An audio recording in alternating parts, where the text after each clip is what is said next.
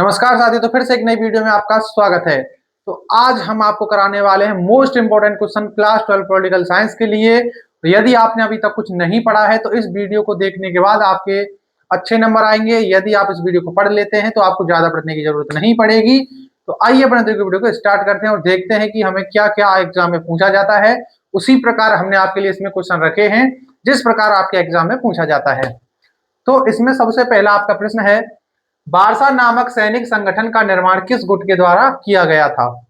America, Soviet संघ या फिर जर्मनी या जापान? तो आप जानते हैं कि 1945 के बाद जो है कई सारे संगठन बने, जैसे कि 1949 में नाटो बना, सीटो बना, सेंटो भी बना और बारसा संधि भी बनी, यानी कि जिसे बारसा पैक्ट भी कहते हैं। तो ये बनाया था सोवियत संघ के द्वारा, जो कि 1955 में बनाया गया था। तो वार्सा नामक जो संगठन था वो कब बनाया गया? 1955 में। किसके द्वारा बनाया गया? तो यूरोपीय देशों और सोवियत संघ के द्वारा ये बनाया गया था। आप जानते हैं कि नाटो की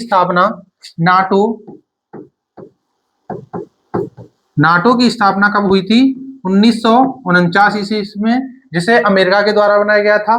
फिर सीटो और सेंटो को भी अमेरिका के द्वारा इनको बनाया गया था, ये भी आपको याद रखना है।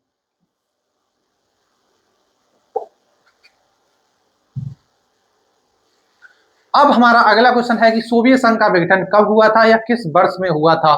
1987 में, 1991 में, 2001 में या फिर 1997 में? तो इसमें हमारा राइट आंसर है ऑप्शन बी, 1991 में। तो 1991 में सोवियत संघ का विघटन हुआ, जो कि 25 दिसंबर 1991 को सोवियत संघ का विघटन हुआ। और उस समय सोवियत संघ के जो राष्ट्रपति थे वो कौन थे? वो थे मिखाइल गोर्बाचेव। ये भी आपको पूछा जाता है।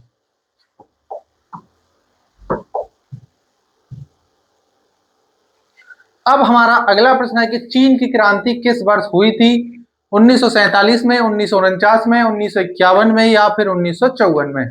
तो इसमें हमारा राइट आंसर है ऑप्शन बी, 1949 में चीन की क्रांति हुई थी। ये आपको याद रखना है। और एक और है जो कि 1911 में भी चीन की क्रांति हुई थी, ये भी आपको याद रखना है। और आप जानते हैं कि 1947 में भारत देश आजाद हुआ था और 1954 में पंचशील समझौता हुआ था। किस किस के बीच में हुआ था पंचशील समझौता? पंचशील समझौता हुआ था भारत और चीन के बीच में। किसके बीच में हुआ था? भारत और चीन के बीच में पंचशील समझौता हुआ। कब हुआ था? 1954 में पंचशील समझौता हुआ। 1951 में क्या हुआ था? 1951 में भारत में पहली पंचवर्षीय योजना शुरू हुई थी, जो कि 1956 तक चली थी, यानी कि जिसे हम कहते हैं 5 ईयर प्लान। कब शुरू हुए? 1951 में।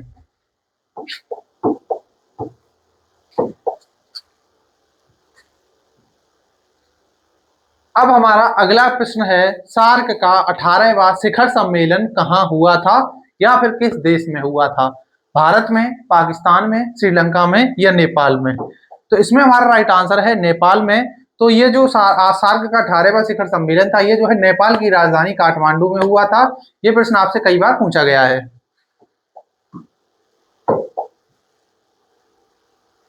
अब हमारा अगला प्रश्न है कि 1971 में बांग्लादेश के मुद्दे पर किस देश ने भारत पर आक्रमण किया था? श्रीलंका ने, पाकिस्तान ने, अमेरिका ने या फिर जापान ने? तो इसमें हमारा राइट आंसर है ऑप्शन बी, पाकिस्तान ने। पाकिस्तान, आप जानते हैं कि 1971 में एक युद्ध हुआ था। 1971 में भारत और पाकिस्तान के बीच में युद्ध हुआ, जिसमें बांग्लादेश का यानी कि क्या हुआ? उदय हुआ। यानी कि जब 1971 में भारत और पाकिस्तान के बीच में युद्ध हुआ तो पहले जो पाकिस्तान का हिस्सा था वो जो है पूर्वी पाकिस्तान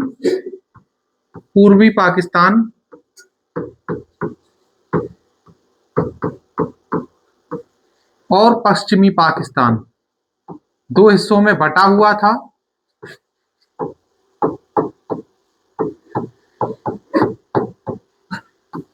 पूर्वी पाकिस्तान और पश्चिमी पाकिस्तान दो हिस्सों में बटा हुआ था, जिसके दोनों के बीच में भारत का एक बड़ा हिस्सा था। यानी कि आप जानते हैं कि भारत का क्षेत्रफल है लगभग 32,63,284 वर्ग किलोमीटर है। और इन दोनों के बीच में था क्या? भारत का हिस्सा। पूर्वी पाकिस्तान आज के टाइम पर जो है बांग्लादेश के नाम से जाना जाता है। और जो पहले का पूर्वी पाकिस्तान, तो पूर्वी पाकिस्तान को जो है आज बांग्लादेश के नाम से जानते हैं, और पश्चिमी पाकिस्तान जो है आज आप जानते हैं उसे पाकिस्तान के नाम से जाना जाता है। तो ये क्वेश्चन आपसे पूछा जाता है कि 1971 में किस देश के साथ भारत का युद्ध हुआ, तो पाकिस्तान का युद्ध हुआ। और किस देश का उदय हुआ, तो वो जो है बांग्लादेश का उदय हुआ था।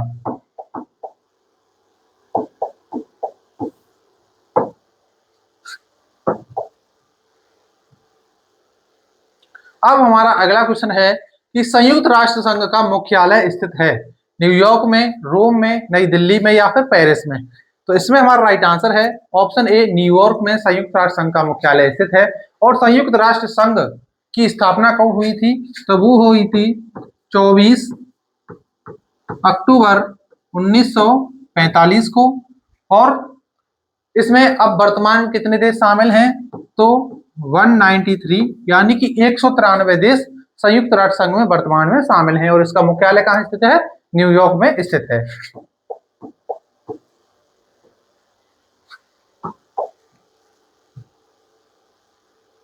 अब हमारा अगला प्रश्न है कि व्यापक परमाणु परीक्षण प्रतिबंध संधि यानी कि जिसे हम कहते हैं सीटीबीटी पर हस्ताक्षर करने की शुरुआत किस वर्ष हुई थी, 1996 में, 1998 में, 2000 में या फिर 2002 में। तो इसमें हमारा राइट आंसर है ऑप्शन ए, 1996 में, यानी कि सीटीबीटी पर हस्ताक्षर करने की शुरुआत कब हुई थी, 1996 में हुई थी। ये प्रश्न आपसे काफी ज्यादा पूछा जाता है।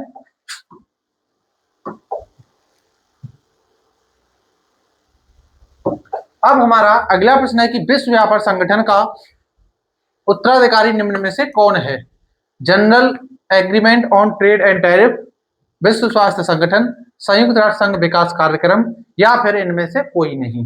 तो इसमें हमारा राइट आंसर है option A, general agreement on trade and tariff. ये जो है विश्व व्यापार संगठन का क्या था, उत्तराधिकारी था, यानी विश्व व्यापार संगठन जो है इसका उत्तराधिकारी था। इससे पहले यानी कि विश्व व्यापार संगठन से पहले कौन चलता था, general agreement on trade and tariff.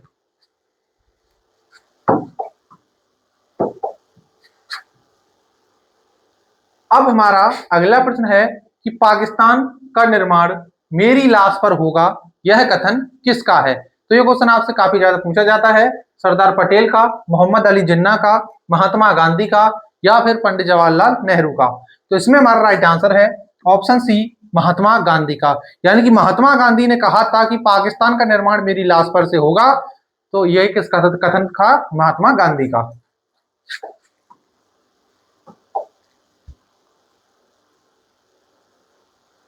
अब हमारा अगला प्रश्न है कि भारत में हरित क्रांति की शुरुआत कब हुई थी, 1963 से लेकर 1964 में, 1964 से 1965 में या 1966 से लेकर 1967 या फिर 1970 से 1971। तो शुरुआत कब हुई थी, तो शुरुआत हुई थी ऑप्शन सी, 1966 और 1967 में, जो कि एग्जैक्ट है 1966 से लेकर 1969 तक चली थी, ये आपको याद रखना है। तो जो हरित क्रांति थी वो जो है भारत में 1966 से लेकर 1969 तक चली थी।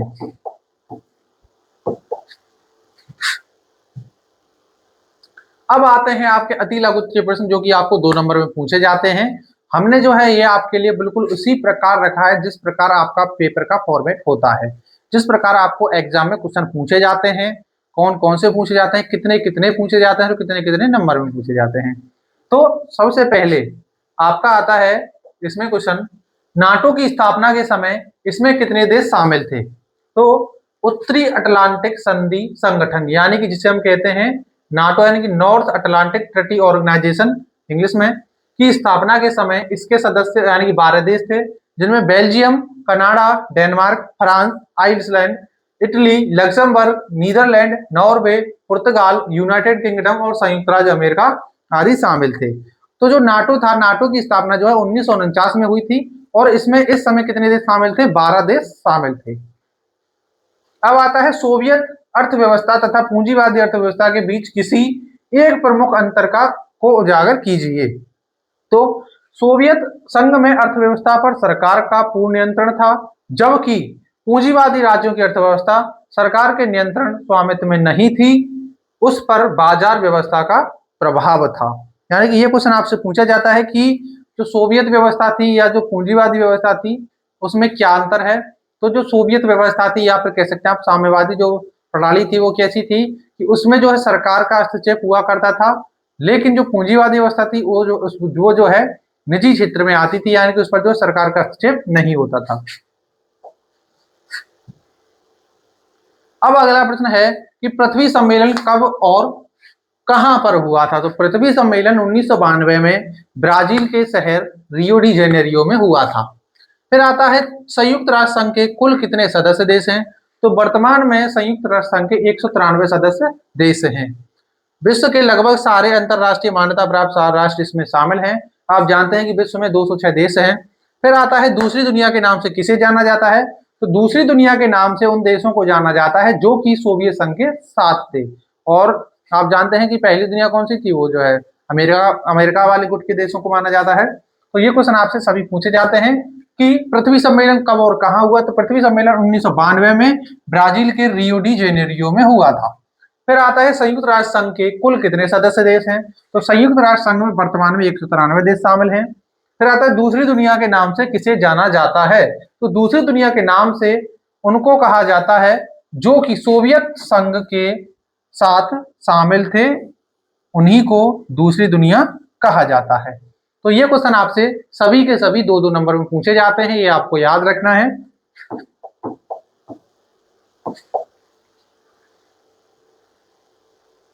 अब आता है सार्क के गठन का मुख्य उद्देश्य बताइए, यानी कि जो सार्क संगठन था इसकी स्थापना आप जानते हैं कि 1985 में हुई थी, जिसे हम दक्षिण के नाम से भी जानते हैं।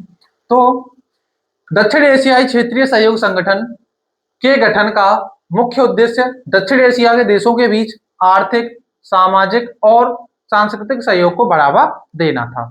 फिर आता है भारत में आपातकाल की घोषणा कब की गई थी? तो प्रधानमंत्री इंदिरा गांधी की सलाह पर राष्ट्रपति फखरुद्दीन अली अहमद ने 25 जून 1975 को राष्ट्रीय आपातकाल की घोषणा की थी। तो ये क्वेश्चन भी आपसे 2 नंबर पूछा जाता है कि आपातकाल की घोषणा कब की गई थी? तो 25 जून 1975 को। उस समय भारत की प्रधानमंत्री कौन थी? तो श्रीमती इंदिरा गांधी जो है इस समय भारत की प्रधानमंत्री थी। और इनकी सलाह पर किसने की थी? तो भारत के राष्ट्रपति फखरुद्दीन अली ने जो है क्या की थी? सॉरी, आपातकाल की घोषणा की थी।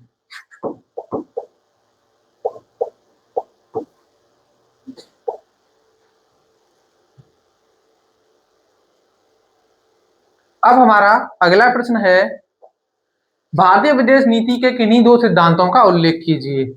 तो एक दूसरे की प्रादेशिक अखंडता और स्वतंत्रता का सम्मान करना, फिर आता है एक दूसरे पर आक्रमण ना करना, एक दूसरे के आंतरिक मामलों में हस्तक्षेप ना करना और समानता के आधार पर एक दूसरे को लाभ पहुंचाना। तो ये क्या थे? भारतीय विदेश नीति के कुछ क्या थे? सिद्धांत थे। अब आते हैं 1977 के चुनाव के बाद भारत का प्रधानमंत्री कौन बना था? तो 1977 के चुनाव के बाद जो है आप जानते हैं कि ये गैर कांग्रेसी जो लोग थे, यानी कि जिन्हें हम मोरारजी देसाई के नाम से जानते हैं, वो कौन बने थे? प्रधानमंत्री बने थे। तो पहली बार 1977 में गैर कांग्रेसी प्रधानमंत्री बने थे, जिनका नाम था मोरारजी देसाई। तो मोरारजी देसाई जो है 1977 में कौन बने थे? प्रधानमंत्री बने थे। किसको हराकर बने थे? तो इंदिरा गांधी को हराकर। फिर आता है विश्व व्यापार संगठन यानी WTO क्या है? तो विश्व व्यापार संगठन एक अंतरराष्ट्रीय संगठन है जो व्यापार से जुड़े नियमों को नियंत्रित करता है। इसका मुख्य काम सदस्य देशों के बीच व्यापार को सुचारू रूप, पूर्व अनुमानित और आजाद तरीके से चलाना है। यानी कि ये जो है विश्व के सभी देशों के साथ जो है व्यापारिक संबंध अच्छे से स्थापित करता है।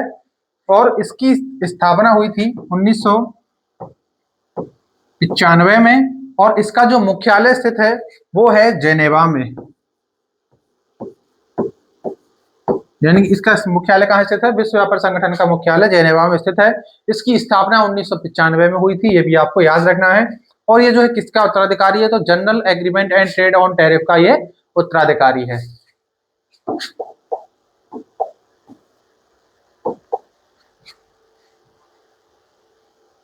अब आते हैं आपके लघु उत्तरीय प्रश्न, जो कि आपसे 6 नंबर में पूछे जाते हैं।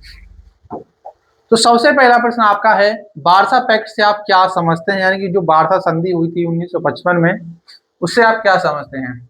तो वार्सा संधि एक सामूहिक रक्षा संधि थी जिसे सोवियत संघ और यूरोपीय देशों के साथ समाजवादी गणराज्यों ने साल 1955 में पोलैंड के वार्सा शहर में हस्ताक्षर किया था। इसे आधिकारिक तौर पर मित्रता, सहयोग और पारस्परिक सहायता की संधि के नाम से भी जाना जाता है। यह संधि सोवियत संघ के नेतृत्व में पूर्वी यूरोप के देशों के गठबंधन का नतीजा थी। इसमें सोवियत संघ के अलावा पोलैंड, पूर्वी जर्मनी, हंगरी, चेकोस्लोवाकिया, रोमानिया और बुल्गारिया जैसे देश शामिल थे। वार्सा संधि का मुख्य मकसद नाटो में शामिल देशों से मुकाबला करना था। वार्सा संधि के तहत मॉस्को को उपग्रह देशों में सेना तैनात रखने का अधिकार था। वार्सा संधि की समाप्ति 25 फरवरी 1991 को घोषित की गई थी। वार्सा संधि के विघटन के कुछ ही समय बाद दिसंबर 1991 में सोवियत संघ का विघटन हो गया था। तो ये क्या था? वार्सा पैक्ट या वार्सा संधि, जो कि 1955 में हुई थी। सोवियत संघ जिसमें जर्मनी थी और इसमें पोलैंड भी था, तो ये सभी देशों ने मिलकर क्या किया था? इसका संगठन बनाया, यानी गठन बनाया था, जिसमें रोमानिया, चेकोस्लोवाकिया, जर्मनी, हंगरी, तो ये सभी देश इसमें शामिल थे। और इसका जो समाप्ति हुई थी वो हुई थी 25 फरवरी 1991 को, और उसके कुछ महीनों बाद यानी कि 25 दिसंबर 1991 को सोवियत संघ का विघटन हो गया था। अब आता है भू राजनीति से क्या अभिप्राय है। तो भू राजनीति का मतलब है भौगोलिक व्यवस्थाओं के जरिए राजनीतिक शक्ति को कैसे मजबूत या कमजोर किया जाता है। यह अंतरराष्ट्रीय राजनीति और राष्ट्रीय संबंधों पर भूगोल के प्रभावों का अध्ययन है। भू राजनीति का मकसद किसी देश या उसके लोगों के हितों को फायदा पहुंचाना होता है। भू राजनीति शब्द का इस्तेमाल आमतौर पर अंतरराष्ट्रीय और राजनयिक संबंधों और विदेशी नीति से जुड़े मामलों में किया जाता है। तो ये जो भू राजनीति क्या होती है कि ये जो है एक भौगोलिक व्यवस्था के जरिए राजनीतिक शक्ति को बढ़ावा देती है या मजबूत करती है, या फिर जो है आप कह सकते हैं कमजोर भी करती है। इसमें अंतरराष्ट्रीय राजनीति और अंतरराष्ट्रीय संबंधों पर भूगोल के प्रभावों का अध्ययन किया जाता है। तो यही क्या होती है? भू राजनीति होती है। अब आता है यूरोपीय संघ एक प्रभावशाली संगठन है, व्याख्या कीजिए। तो यूरोपीय संघ, तो यूरोपीय संघ वास्तव में एक 28 देशों का ऐसा समूह है जो यूरोपीय के आर्थिक यानी क्षेत्र के आर्थिक और सामाजिक विकास के लिए समर्पित है। यह संस्थान यूरोपीय देशों का एक ऐसा राजनीतिक संगठन है जो आपस में सभी सदस्य देशों को मिलाकर या मिलकर यूरोप के विकास की रणनीति बनाने और उसे लागू करने के लिए गठित किया जाता है। तो यूरोपीय संघ के जो देश हैं उनमें क्या है, एक मुद्रा का प्रचलन है जिसका नाम है यूरो, यानी कि इसमें 18 देश जो है यूरो मुद्रा का प्रचलन करते हैं, यानी कि इसमें से 18 देशों में क्या चलाई जाती है? यूरो मुद्रा चलाई जाती है। फिर आता है भारतीय संघ में देसी रजवाड़े के विलय में सरदार पटेल की भूमिका की व्याख्या कीजिए। तो वेरी वेरी इंपॉर्टेंट है। तो सरदार वल्लभ भाई पटेल ने जो है 562 देसी रियासतों को भारत में विलय कराया था। कैसे कराया था? यानी कि मिलाया था। तो भारत को एक सूत्र में बांधने के लिए सरदार पटेल ने लगभग 562 देसी रियासतों को भारत में मिलाया। उन्होंने राजनीतिक तकरार और बल के संयोजन का इस्तेमाल करके रियासतों को भारत सरकार के अधीन लाया। कूटनीति, समझौता और दबाव के जरिए उन्होंने इन राज्यों को भारत में शामिल किया। इस प्रक्रिया से भारत की क्षेत्रीय अखंडता और एकता सुनिश्चित हुई थी। तो आपसे ये क्वेश्चन आपसे पूछा जाता है कि भारत में देशी रियासतों के विलय में महत्वपूर्ण भूमिका किसकी है? तो वो है सरदार वल्लभ भाई पटेल जी की। और उन्होंने कितनी देशी रियासतों को भारत में मिलाया? 562 देशी रियासतों को भारत में मिलाया था। अब अगला क्वेश्चन आता है हरित क्रांति की कोई दो असफलताएं या सीमाएं बताइए। तो हरित क्रांति की असफलताएं सीमाएं निम्नलिखित हैं, जिनमें हरित क्रांति से किसानों की उर्वरकों और कीटनाशकों यानी कि कीटनाशकों पर निर्भरता बढ़ गई। फिर आता है मृदा उर्वरता में कमी आई, भूजल स्तर कम हुआ, मशीनरी के इस्तेमाल से दुर्घटनाएं हुई, पर्यावरण पर प्रतिकूल असर पड़ा, काश्तकार और बटाईदार खेतीहार मजदूर बनकर रह गए थे। तो यानी कि जो हरित क्रांति की कुछ असफलताएं भी हुई, जैसे कि हरित क्रांति से किसानों की उर्वरकों और कीटनाशकों पर निर्भरता बढ़ गई। यानी कि जो हरित क्रांति आई तो उसमें जो अच्छे अच्छे बीजों का इस्तेमाल हुआ, फिर जो है खाद्य पदार्थ भी आए, यानी कि उसमें जो है क्या हुए, कुछ ऐसे खाद बनाए गए जिससे कि उर्वरक यानी कि जो भूमि थी वो जो है अच्छी होने लगी, और फिर बाद में वो जो है खराब होने लगी, यानी कि उससे फसल अच्छी होती थी और भूमि जो है बेकार होती गई। फिर आता है मृदा उर्वरता में कमी आई, यानी कि जो भूमि की जो मृदा थी उसमें जो है उसकी उर्वरता में कमी आई, यानी कि वो जो है कम उपजाऊ होने लगी। फिर आता है भू स्तर, यानी भूजल स्तर कम हुआ, यानी कि जो भूमि का जल स्तर था वो भी कम हुआ। फिर आता है मशीनरी के इस्तेमाल से दुर्घटनाएं हुई, यानी कि जब मशीनरी आई जैसे कि ट्रैक्टर आए तो ये सभी क्या हुआ, तो इनसे भी जो है क्या है, दुर्घटनाएं हुई। फिर आता है पर्यावरण पर प्रतिकूल असर पड़ा, यानी कि जो हमारा पर्यावरण था उस पर, यानी कि आप जानते हैं कि जब कोई भी केमिकल डाले जाते हैं तो उससे क्या होता है, हमारा एनवायरनमेंट गंदा होता है, प्रदूषण होता है। फिर आता है काश्तकार और बटाईदार खेतीहार मजदूर बनकर रह गए, यानी कि जो काश्तकार और बटाईदार थे यानी कि फसल काटने वाले, तो वो क्या थे, वो जो है एक मजदूर बनकर रह गए थे।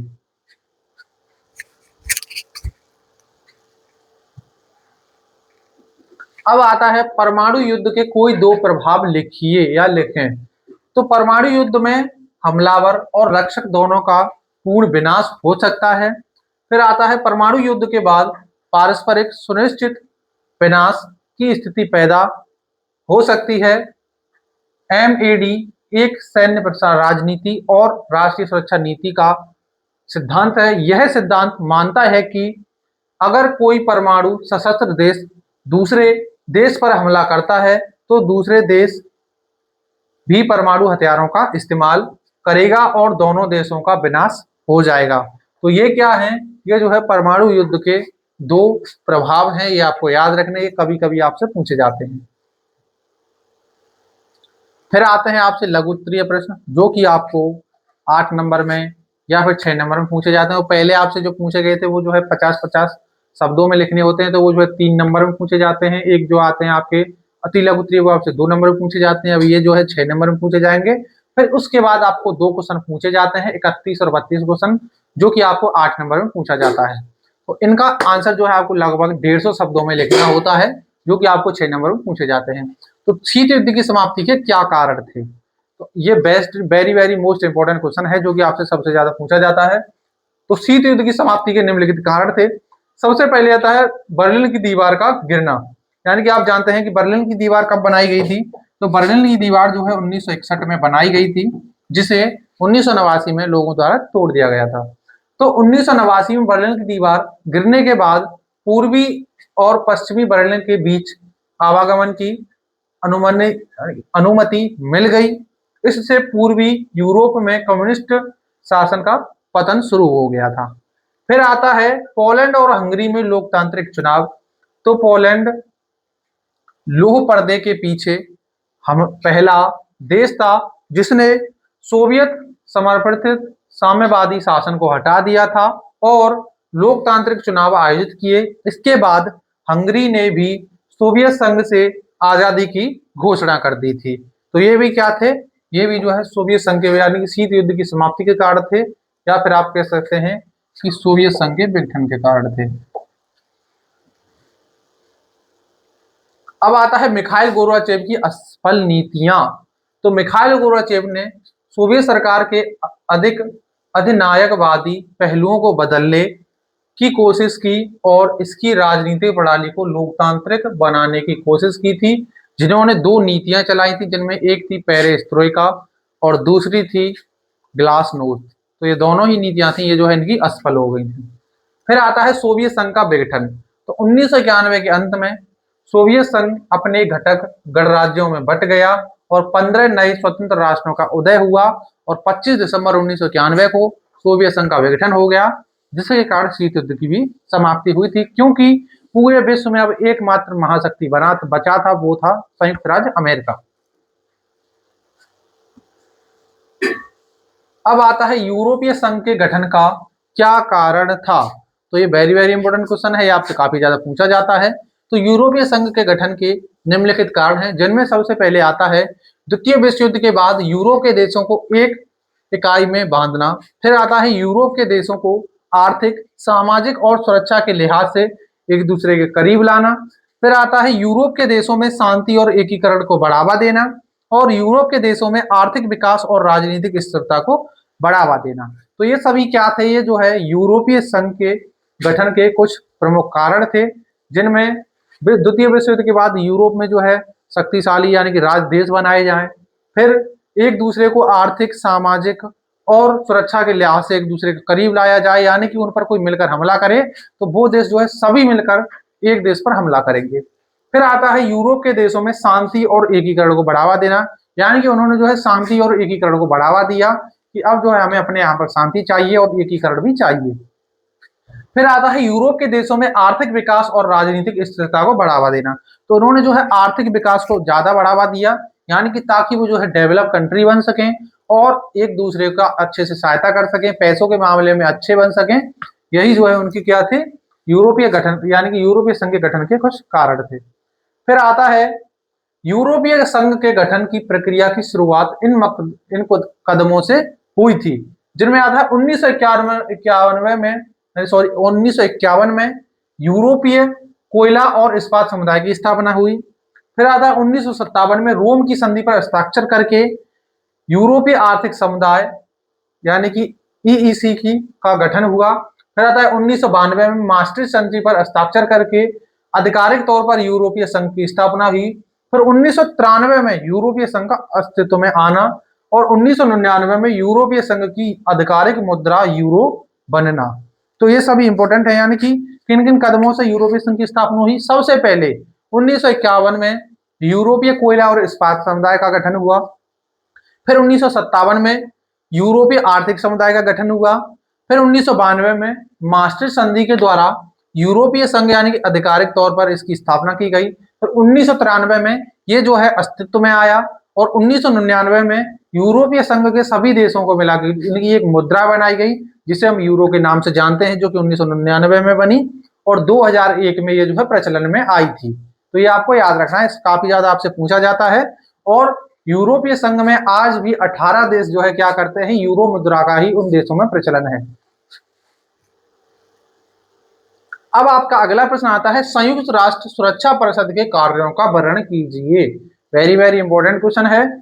तो संयुक्त राष्ट्र सुरक्षा परिषद के मुख्य कार्य निम्नलिखित हैं, जिनमें सबसे पहला आपका आता है अंतरराष्ट्रीय शांति और सुरक्षा को बढ़ावा देना या बनाए रखना। ये क्या है, संयुक्त राष्ट्र सुरक्षा परिषद का एक कार्य है। फिर आता है विवादों की जांच और समाधान करना, प्रतिबंध लगाना, बल प्रयोग को अधिकृत करना, शांति स्थापना मिशन स्थापित करना। तो अंतरराष्ट्रीय यानी कि जो संयुक्त राष्ट्र संघ का जो सुरक्षा परिषद है, इसकी मुख्य जो कार्य थे वो है अंतरराष्ट्रीय शांति और सुरक्षा बनाए रखना, यानी कि पूरे विश्व में अंतरराष्ट्रीय यानी कि शांति बनाए रखना। यदि कोई देश आपस में लड़ते हैं तो इनको जो है बातचीत के जरिए सुलझाना, उन्हें समझाना ताकि वो युद्ध ना करें। यदि कोई देश नहीं मानता है तो उस पर संयुक्त राष्ट्र संघ में जो सभी देश हैं वो जो है उस पर क्या करेंगे, सैन्य कार्यवाही करेंगे। फिर आता है विवादों की जांच और समाधान करना, यानी कि कुछ देशों में कुछ विवाद हो जाते हैं तो उनकी जांच करके उनका समाधान करना संयुक्त राष्ट्र सुरक्षा परिषद का क्या है, एक कार्य है। फिर आता है प्रतिबंध लगाना, तो कुछ चीजों पर उनका प्रतिबंध लगाना। फिर आता है बलपूर्वक यानी बल प्रयोग को अधिकृत करना, शांति स्थापना मिशन स्थापित करना। तो ये सभी क्या है, संयुक्त राष्ट्र सुरक्षा परिषद के कार्य हैं। आगे आता है सदस्य देशों को सिफारिशें करना, यानी कि जो उसके सदस्य देश हैं उनको सिफारिशें करना।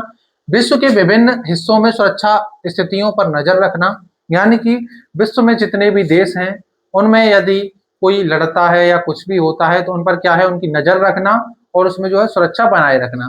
फिर आता है देशों के बीच संघर्षों और विवादों को शांतिपूर्ण तरीके से हल करना, यानी कि किन्हीं देशों में युद्ध हो जाए तो उनको जो है शांतिपूर्वक उनको सुलझाया जाए और सदस्य देशों और उनकी सैन्य शक्ति पर नजर रखना।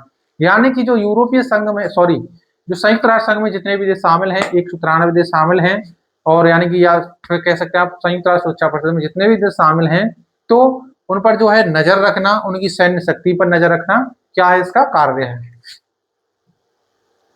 अब आता है संयुक्त राष्ट्र सुरक्षा परिषद के बारे में अन्य बातें निम्नलिखित हैं, जिनमें सबसे पहले आता है यह संयुक्त राष्ट्र चार्टर के तहत स्थापित संयुक्त राष्ट्र के 6 मुख्य अंगों में से एक है। इसमें 15 सदस्य होते हैं, जिनमें 5 स्थायी हैं, 5 स्थायी सदस्य देश हैं जो कि परमानेंट हैं। फिर आते हैं 10 अस्थायी सदस्य देश जो कि 2 साल के लिए चुने जाते हैं। 10 अस्थायी देश भी हैं जो कि 2 साल के लिए इनका चुनाव होता है, ये आपको याद रखना है।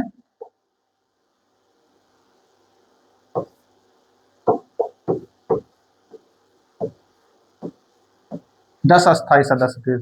5 जो स्थायी सदस्य देश हैं वो है संयुक्त राज्य अमेरिका, चीन, फ्रांस, यूनाइटेड किंगडम और रसिया।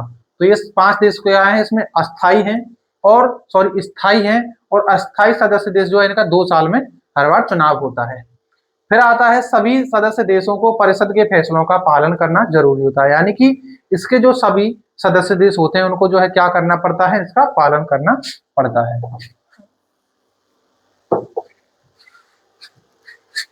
आगे आता है सुरक्षा परिषद में हर महीने अध्यक्षता बदलती रहती है। स्थायी सदस्यों का चुनाव क्षेत्रीय आधार पर महासभा करती है। अस्थायी सदस्यों का कार्यकाल 2 साल का होता है, अभी हमने आपको बताया था। सुरक्षा परिषद में सीट मिलने के बाद दोबारा चुना नहीं जा सकता है। तो ये क्या है, सभी उसके कारण हैं। अब आता है आपका सुरक्षा क्या है, सुरक्षा के पारंपरिक तरीकों का विवेचन कीजिए। तो ये क्वेश्चन आपसे 6 नंबर में पूछा जाता है। तो सुरक्षा का मतलब है हानि से बचने की क्रिया या व्यवस्था। यह किसी व्यक्ति, स्थान, वस्तु, निर्माण, निवास, देश, संगठन या ऐसी किसी भी अन्य चीज के लिए इस्तेमाल किया जा सकता है जिसे नुकसान पहुंचाया जा सकता है या जा सकता हो। तो सुरक्षा क्या होती है कि सुरक्षा एक ऐसी व्यवस्था होती है जिसे नुकसान पहुंचाया जा सकता हो। जैसे कि हमारे देश में काफी सारी इमारतें हैं जिनमें ताजमहल आता है, कुतुब मीनार आती है, लाल किला आता है। तो ये बहुत सारी जो इमारत, संसद भवन आता है। और जो लोग होते हैं यानी कि दूसरे देश के जो आतंकवादी हमले होते हैं वो क्या करते हैं, ऐसी जगहों पर ही आक्रमण करते हैं ताकि देश के लोग भयभीत हो जाएं। इसीलिए ऐसी जगहों पर क्या किया जाता है, उनको वहां पर जो है जवानों को छोड़ा जाता है, यानी कि आर्मी के लोगों को वहां पर जो है उसकी सुरक्षा के लिए छोड़ा जाता है। तो यही जो है यानी कि उनको नुकसान पहुंचाया जा सकता है। या फिर जो है लोग, आप जानते हैं कि अभी पहलगाम में हमला हुआ था जिसमें 27 लोग मारे गए थे। यदि वहां पर सुरक्षा होती तो क्या ऐसा होता, नहीं होता। तो जहां पर लोग घूमने जाते हैं यानी कि पर्यटक जाते हैं या टूरिस्ट जाते हैं, तो वहां पर क्या होना चाहिए, हमें जो सुरक्षा कर्मी लगाने चाहिए ताकि उनकी जो है सुरक्षा की जा सके।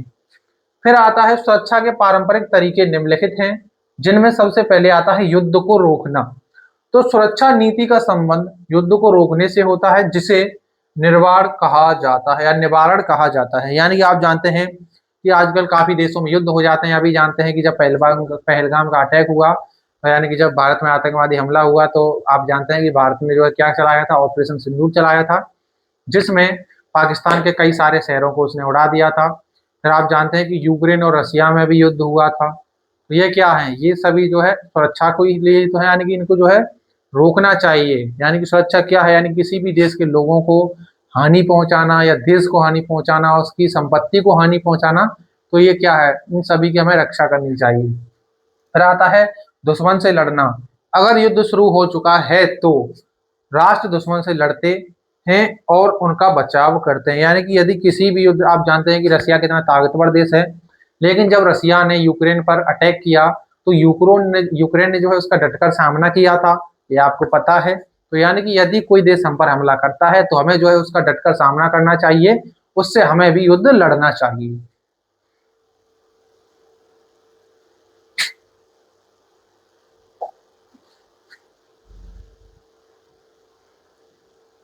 अब आता है शक्ति संतुलन बनाए रखना।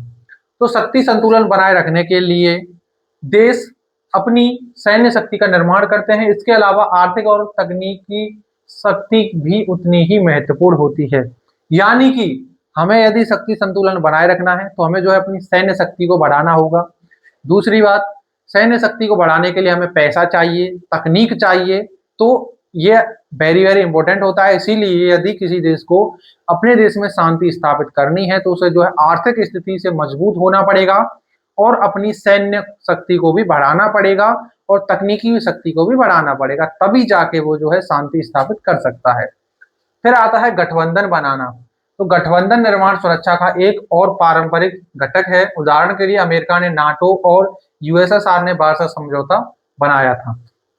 यानी कि यदि कई सारे देश मिलकर जो है एक सैन्य संगठन बना लेते हैं या जो है एक संगठन बना लेते हैं कि यदि कोई देश हम पर हमला करता है किसी एक देश पर भी, तो हम सभी देश मिलकर उस देश पर जो है हमला करेंगे। तो वो क्या होता है, ये इसीलिए गठबंधन बनाना जरूरी होता है। जैसे कि 1949 में बनाया था संयुक्त राज्य अमेरिका ने नाटो, जिसमें जो शुरुआत में 12 सदस्य देश थे, लेकिन अब जो है उसमें लगभग 32 सदस्य देश शामिल हैं। 32 में से एक ने उसे छोड़ दिया है नाटो को, यानी किसने छोड़ दिया है, ब्रिटेन ने छोड़ दिया है। तो उसमें अब कितने देश शामिल है, 31 देश शामिल हैं। अब आता है सॉरी अब आता है आपका कि आप जानते हैं कि आसियान बनाया गया, ये भी एक संगठन है। फिर जो है सार्क बनाया गया, ये भी एक संगठन है। फिर आप जानते हैं कि वार्सा संगठन 1955 में बनाया गया था यूएसएसआर के द्वारा, तो ये भी एक संगठन है। तो ये सभी जो है आपको समझने पड़ते हैं। फिर आता है निशस्त्रीकरण और शस्त्र नियंत्रण, यानी कि निशस्त्रीकरण समझौते के तहत राज्यों को कुछ तरह के हथियारों को छोड़ने के लिए मजबूर किया जाता है। शस्त्र नियंत्रण के जरिए हथियारों के अधिग्रहण को नियंत्रित किया जाता है। फिर आता है कूटनीतिक साधन। तो संधि और गठबंधन जैसे कूटनीतिक साधन भी पारंपरिक सुरक्षा के साधन हैं।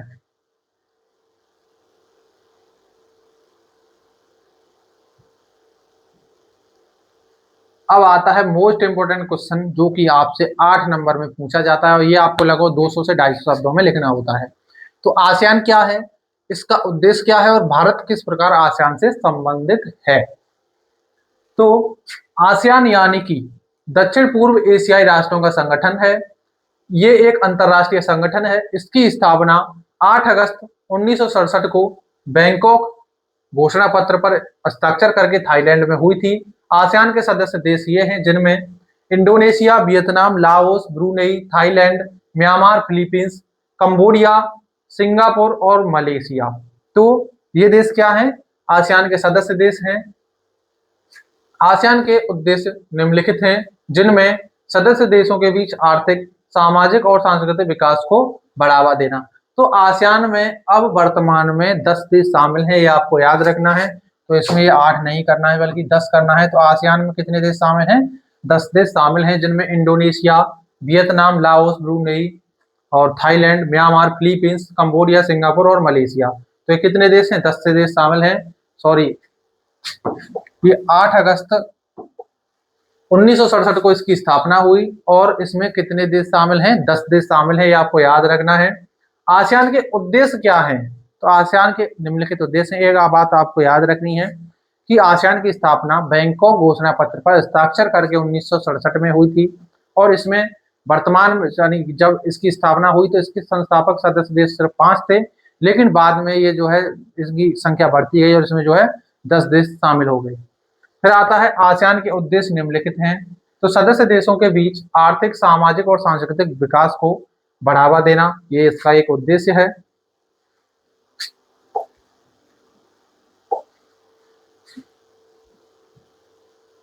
आगे आता है क्षेत्रीय शांति और स्थिरता को बढ़ावा देना, यानी कि क्षेत्रीय शांति और स्थिरता को बढ़ावा देना, पारस्परिक सहयोग और संधि को बढ़ावा देना, प्रशिक्षण और अनुसंधान की सुविधा प्रदान करना, कृषि और उद्योगों की बेहतरी के लिए परस्पर संबंधों को मजबूत करना और अंतर्राष्ट्रीय व्यापार की समस्याओं, परिवहन और संचार सुविधाओं में सुधार करना, लोगों के जीवन स्तर में सुधार करना। तो ये सभी क्या हैं, आसियान के महत्वपूर्ण कारण हैं, यानी कि उसके उद्देश्य हैं। फिर आता है मौजूदा अंतर्राष्ट्रीय और क्षेत्रीय संगठनों के उद्देश्यों के सापेक्ष साझा सहयोग को बढ़ावा देना। फिर आता है क्षेत्र में आर्थिक विकास, सामाजिक प्रगति और सांस्कृतिक विकास को बढ़ावा देना। तो ये सभी क्या हैं, आसियान के उद्देश्य हैं। फिर आता है भारत दक्षिण पूर्व एशियाई देशों के साथ यानी संगठन आसियान से कई तरह से जुड़ा हुआ है, जिनमें भारत और आसियान के बीच व्यापार संबंध मजबूत हैं।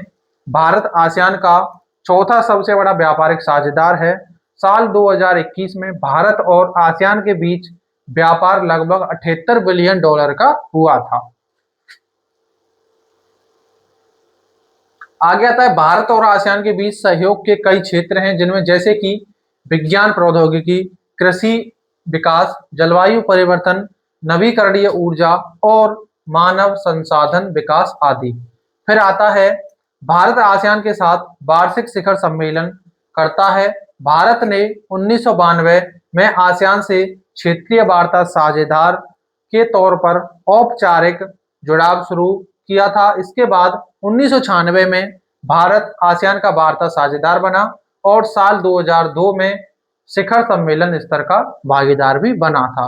तो इस प्रकार भारत जो है आसियान से जुड़ा हुआ है। अब आता है भारत और आसियान के बीच सामरिक और रक्षा सहयोग बढ़ाने की जरूरत है। भारत आसियान को समुद्री सुरक्षा, समुद्री क्षेत्र जागरूकता, मानवीय सहायता और आपदा राहत जैसे क्षेत्रों में मदद करता है। फिर आता है भारत आसियान के कनेक्टिविटी मास्टर प्लान 2025 के अनुरूप एक व्यापक कनेक्टिविटी में जुड़े हैं। तो इस प्रकार भारत किससे जुड़ा हुआ है? आसियान से जुड़ा हुआ है। अब very very most important question आता है कि स्वतंत्रता प्राप्ति के बाद भारत में लोकतंत्र स्थापित करने में किन चुनौतियों को सामना करना पड़ा था। यानी कि जब भारत को स्वतंत्रता प्राप्त हुई तो उसके लोकतंत्र की स्थापित करने के लिए तो उसको जो है किन किन चुनौतियों का सामना करना पड़ा। तो सबसे पहले आता है इसमें भारत 15 अगस्त 1947 को राष्ट्र के नाम अपने संबोधन में स्वतंत्र भारत के प्रधानमंत्री पंडित जवाहरलाल नेहरू ने देश के सम्मुख उपस्थित 3 प्रमुख समस्याओं की ओर हमारा ध्यान आकर्षित किया, जैसे कि एकता की समस्या, लोकतांत्रिक संस्थाओं के निर्माण की समस्या तथा देश की प्रगति और विकास की समस्या। यानी कि भारत को ये 3 समस्याएं थी जब इसको लोकतंत्र स्थापित करना था। तो पहले आता है भारत की एकता और अखंडता की समस्या। तो भारत में आजादी और बंटवारे के बाद सबसे बड़ी चुनौती एकता और अखंडता की थी, क्योंकि भारत में बहुत सारे जाति, धर्म और भाषा के लोग रहते थे। इन सब के बीच एकता और अखंडता बनाना किसी चुनौती से कम नहीं था। धर्म, जाति, भाषा और क्षेत्र के आधार पर देश के बंटवारे की मांग भी होने लगी थी। तो भारत के सामने जब भारत देश आजाद हुआ 15 अगस्त 1947 को, तो और जब उसके पहले प्रधानमंत्री हुए पंडित जवाहरलाल नेहरू, तो उन्होंने भारत के लोगों को 3 समस्याएं बताई। यानी कि जो राजनेता थे उन सभी को 3 समस्याएं बताई, जिनमें एक आता है भारत की एकता और अखंडता की समस्या, फिर आता है लोकतांत्रिक संस्थाओं के निर्माण की समस्या और देश की प्रगति और विकास की समस्या। तो ये 3 समस्याएं महत्वपूर्ण थी, जिनमें सबसे पहले भारत की एकता और अखंडता। तो आप जानते हैं कि भारत में सभी धर्मों के लोग, यानी कि काफी सारे धर्मों के लोग, भाषाओं के लोग और क्या नाम है धर्मों के लोग रहते थे। जैसे कि हिंदू, मुस्लिम, सिख, ईसाई, तो काफी सारे भारत में लोग रहने लगे थे। तो अब जो है आप जानते हैं कि जो मुस्लिम लीग ने 1940 में पाकिस्तान की मांग कर दी थी, तो तभी से जो है मुस्लिम लोगों ने पाकिस्तान की अलग से मांग की और ये चलता आया। लेकिन भारत को एकजुट कैसे जुटा जाए, तो उन्होंने जो आप जानते हैं 500 जो 62 देशी रियासतें थी वो भी जो है भारत से अलग होना चाहती थी, लेकिन सरदार वल्लभ भाई पटेल ने उनको भारत में ही जोड़ लिया था। फिर आता है लोकतंत्र की स्थापना करना। तो लोकतंत्र यानी जनता की सरकार, एकता का स्तंभ होगा। लोकतंत्र अर्थात एक ऐसी शासन प्रणाली जिसमें सर्वोच्च सत्ता जनता के पास हो। लोकतंत्र सभी की स्वतंत्रता और समानता का प्रतिपादन करता है। फिर आता है आर्थिक समस्याएं। तो भारत को आजादी के बाद आर्थिक संकट का सामना करना पड़ा। देश की अर्थव्यवस्था युद्धग्रस्त थी और कृषि पर निर्भरता ज्यादा थी। गरीबी और बेरोजगारी भी आम थी। तो इसमें जो एक दूसरी समस्या आई वो थी लोकतंत्र की स्थापना करना। तो लोकतंत्र की स्थापना कैसे की जाए, ये एक बड़ी समस्या थी। फिर आर्थिक समस्याएं, यानी कि उस समय जो भारत में काफी ज्यादा गरीबी भी थी, तो उसको जो है आर्थिक रूप से कैसे मजबूत किया जाए। अब आता है विभाजन और शरणार्थी। तो विभाजन के बाद भारत को बड़ी संख्या में शरणार्थियों को पुनर्वासित करना पड़ा। विभाजन के कारण कश्मीर समस्या भी पैदा हुई और पाकिस्तान के साथ युद्ध भी हुआ था। तो जब विभाजन हुआ तो आप जानते हैं कि पाकिस्तान से काफी सारे लोग भारत में आए और भारत से भी कुछ लोग पाकिस्तान में गए, लेकिन जितने लोग पाकिस्तान में गए थे उससे ज्यादा तो है भारत में वापस आए थे। तो ये भी एक समस्या थी। फिर आता है शीत युद्ध। तो ज्यादातर विकासशील देश संयुक्त राज्य अमेरिका या सोवियत संघ में किसी एक के साथ जुड़े हुए थे। भारत ने शीत युद्ध की राजनीति से दूर रहने के लिए गुटनिरपेक्षता की नीति अपनाई थी। तो तभी जाके जो है विकासशील देश क्या थे, जब आप जानते हैं कि 1945 में शुरू हुआ था शीत युद्ध, जिसे हम कोल्ड वॉर के नाम से जानते हैं। और उस समय जो है संयुक्त राज्य अमेरिका और सोवियत संघ में ये चल रहा था, लेकिन भारत जो है उस समय 1947 में आजाद हुआ। तो क्या हुआ कि अब जो है इसके चलते जो है सभी देश जो है दो, यानी कि दो गुटों में बट गए थे। लेकिन पंडित जवाहरलाल नेहरू ने और तो इन्होंने क्या किया, एक अलग संगठन बनाया जिसका नाम था गुटनिरपेक्षता, यानी कि वो जो है दोनों में से किसी के साथ नहीं रहेंगे। तो अब ये मॉडल पेपर आपका यहीं समाप्त होता है, सारे के सारे इंपॉर्टेंट क्वेश्चन यहीं समाप्त होते हैं। इसके बाद जो है हम आपके लिए और अगली वीडियो लेके आएंगे। आप जरूर बताएं आपको किस सब्जेक्ट पर चाहिए, या आपको दोबारा से इसी सब्जेक्ट पर और इंपॉर्टेंट क्वेश्चन चाहिए। आपको यदि सब्जेक्टिव क्वेश्चन चाहिए, ऑब्जेक्टिव क्वेश्चन चाहिए, तो हमें कमेंट करके जरूर बताएं, ताकि हम आपके लिए और अच्छे से और भी ज्यादा वीडियो बना सकें, ताकि आपकी तैयारी बेहतर चलती रहे। तो मिलते हैं नेक्स्ट वीडियो में, तब तक के लिए जय हिंद, वंदे मातरम।